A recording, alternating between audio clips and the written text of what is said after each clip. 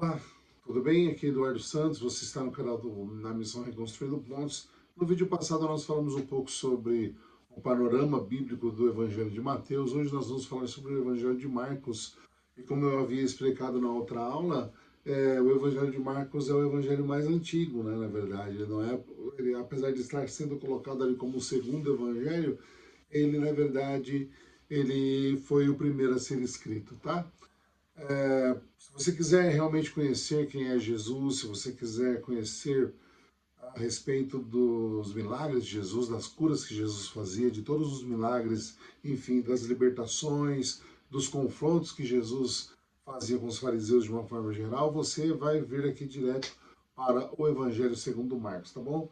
O Evangelho de Marcos é o livro mais antigo, como nós já falamos, dos 4 evangelhos. Ele foi escrito por João Marcos, que era companheiro do apóstolo Pedro, ou seja, muito do que você vê aqui são memórias do próprio Pedro, tá? O próprio Pedro passou para ele, porque é um discípulo, você acaba tendo um relacionamento mais próximo com seus discípulos, certo? Então o evangelho foi escrito principalmente para os gentios. Lembra que nós falamos que o evangelho segundo Mateus foi escrito principalmente para os judeus, para o povo hebreu, para o povo que conhecia as promessas, que conheciam as Sagradas Escrituras de uma forma geral? Pois bem, o Evangelho de Marcos é escrito para os gentios. Por que para os gentios? Para aqueles que não faziam parte da comunidade judaica, aqueles que não faziam parte da comunidade de Israel. Na verdade, o Evangelho segundo Marcos ele é escrito para pessoas, por exemplo, para os romanos, para os soldados, para os centuriões, aqueles que iam durante o decorrer da sua vida crendo em Jesus e precisavam entender quem de fato era Jesus, né? Você percebe que Marcos ele não se prende em genealogia, ele não começa com o nascimento de Jesus, porque Mateus já vai fazer isso algum tempo depois, e ele começa direto na ação, tá? Ele já vai direto para a bala, fala assim, olha, Jesus, pá, pá, pá, pá, e já começa a falar a respeito das coisas a respeito de Jesus.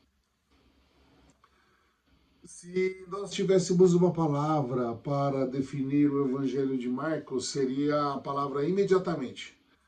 A expressão aparece às vezes, algumas vezes no texto, tá? Tudo assim, Jesus age imediatamente, as coisas acontecem imediatamente, os milagres são constantes. Né? Tem uma constância, uma urgência no Evangelho de Mateus, no Evangelho de Marcos, perdão.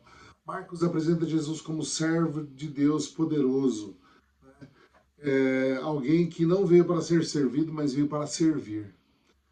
Qual é a estrutura do Evangelho de Marcos? Para você entender, ter uma ideia geral da estrutura do seu panorama, do panorama bíblico referente ao Evangelho de Marcos. Ele tem o início do ministério de Jesus, né, que Jesus começa chamando os discípulos, expulsando demônios e curando os enfermos. E o povo fica impressionado. Mas aqui surge uma pergunta central. Quem é esse homem? Até os discípulos não entenderam completamente quem era Jesus.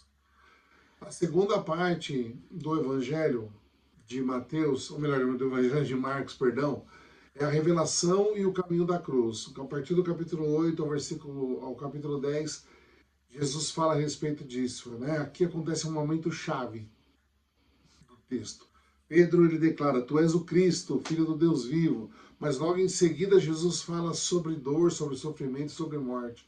E os discípulos entram em choque, pois eles queriam um rei, mas Jesus veio como um servo.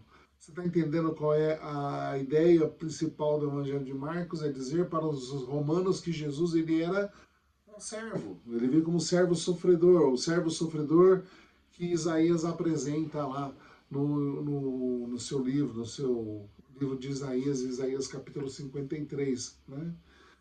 Que ninguém viu nele formosura nenhuma, ele veio como servo sofredor. Então, é interessante que a gente possa frisar isso, que o Evangelho de Marcos vem de fato trazer Jesus e mostrar Jesus como servo.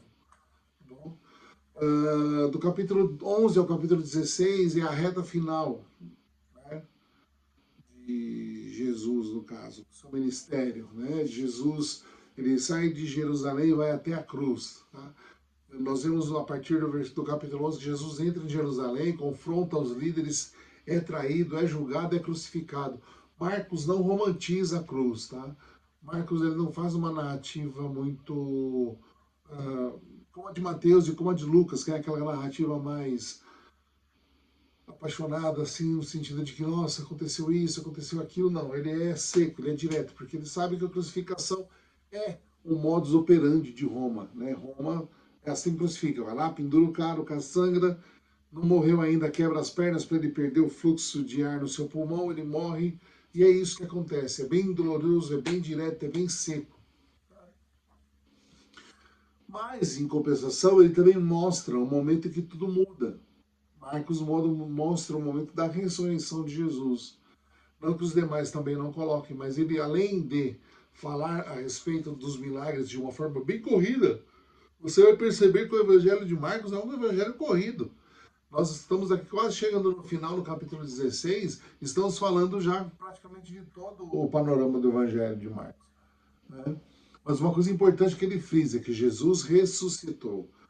Qual é o cerne do Evangelho? O cerne do Evangelho é Jesus veio ao mundo, se manifestou entre nós, morreu e ressuscitou ao terceiro dia.